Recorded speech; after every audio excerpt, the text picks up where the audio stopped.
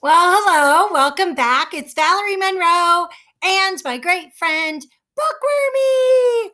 Hello, Bookwormy. Can you believe that we've been reading together now for 4 weeks? This is the end of the fourth week. I've been having so much fun. I just wish you would let me, show them how I nibble on books. I don't think that's a good idea, Bookwormy. We're really here to get the job done. We're here. Oh, the book is upside down. Sorry.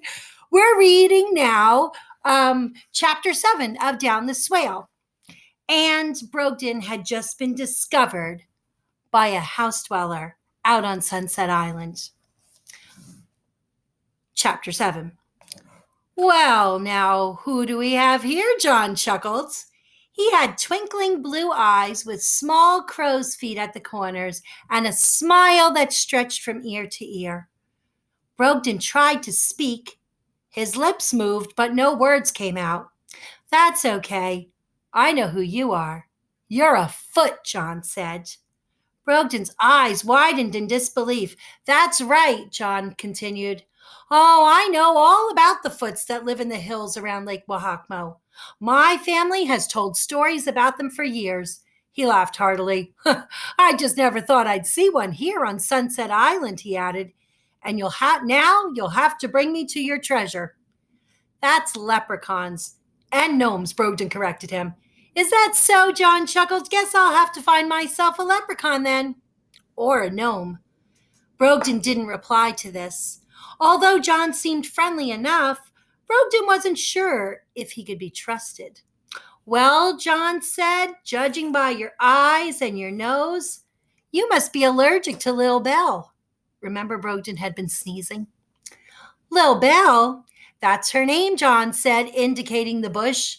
And that's her mama, Big Bell. He pointed to a large bush a few feet away. This one had even larger orange bell-shaped flowers. Brogden made a mental note to stay clear of Big Bell. He leaned forward and studied John close to see if he was being sincere. It's okay, John said. It's perfectly safe out here. Come now, I want to introduce you to Elaine. Brogden finally emerged from the bush. Although his heart was beating with fear, at least his eyes felt a little better. Shall I carry you? Asked John. Certainly not, Brogden retorted indignantly. I can walk. Very well, said John. Follow me. And they walked across the sand to where Elaine was standing by the beach chair. Look who I found hiding behind Lil Bell, John said, looking down at Brogden with a smile. A foot. After his encounter with Emery and Amy and their dad, Brogden wasn't sure how Elaine would react. He half expected her to scream or to grab him or something, but Elaine was clearly made of stronger stuff. Even if she was alarmed at the sight of him, she didn't show it. It's a pleasure to meet you, Mr. Foot, she said. She knelt down next to him and extended her hand for a shake. Brogden decided that her face, like John's, appeared very kind. Her eyes were a soft chestnut brown and framed by long lashes. She had dimples that showed when she laughed. He had never touched a house dweller's hand before, and when his slipped inside hers, he was surprised at how soft and warm it was. She smelled lovely, like lilacs. He also noticed an unusual but beautiful black and sparkly pendant hanging from a chain around her neck.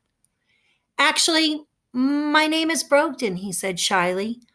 Okay, Elaine said. Tell us how you've come to be on Sunset Island, Brogden.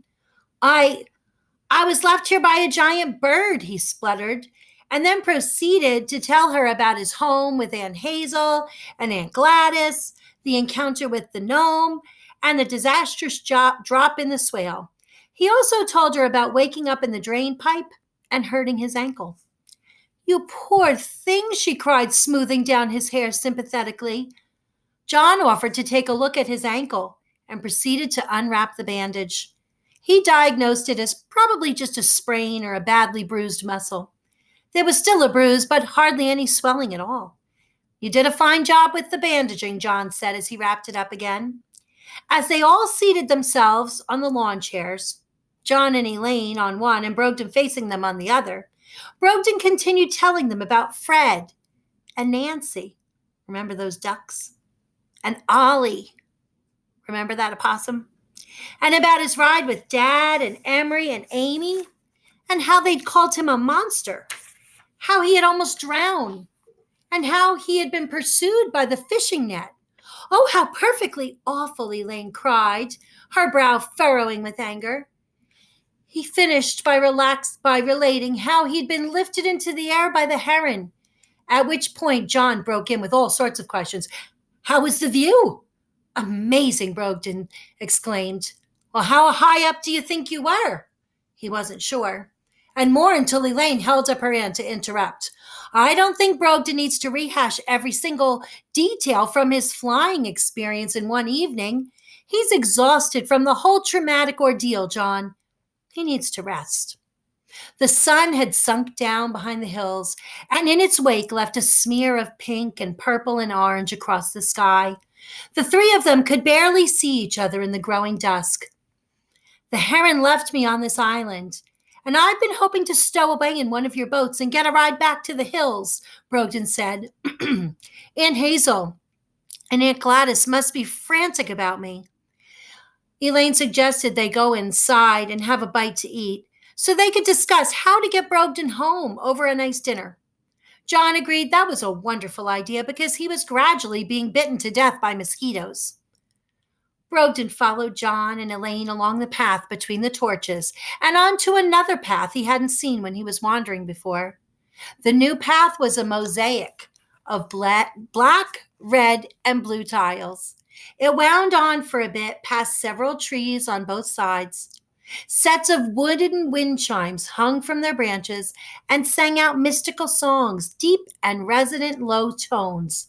High tinkling plinks and mellow chimes mixed together beautifully as the soft lake breezes swirled around them. Almost there, Elaine said, as they came to a clearing in front of the house. It looked even crumblier now that Brogden was so close to it. The steps that led to the front door were at odd angles. The paint was peeling from every surface. Cobwebs occupied the spaces between the railings that led up the stairs. Moss, branches, and dry leaves hung down in disarray from the gutters, and a tangle of ivy ran up the length of the stone chimney. Brogden craned his head back as he took in all of these details. This house and Sunset Island have been in my family for years, John told him. It was built by my great-grandfather as a retreat from his busy life. When it was passed down to my grandfather, I spent many summers here with my brothers and sisters and cousins. We loved exploring the island.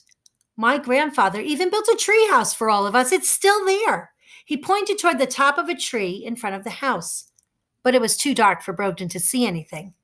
After Gramps died, John went on, my aunts and uncles wanted to sell the island. Private islands go for a fortune these days, you know. Brogden nodded, as if he was used to discussing the price of real estate. But Elaine and I, well, we needed the house. We had just gotten married, and she just fell in love with it. So the family decided to let us sign a 5-year lease. They came to the front door, and John went in. But Brogden hesitated. He'd never been inside a house dweller's home before.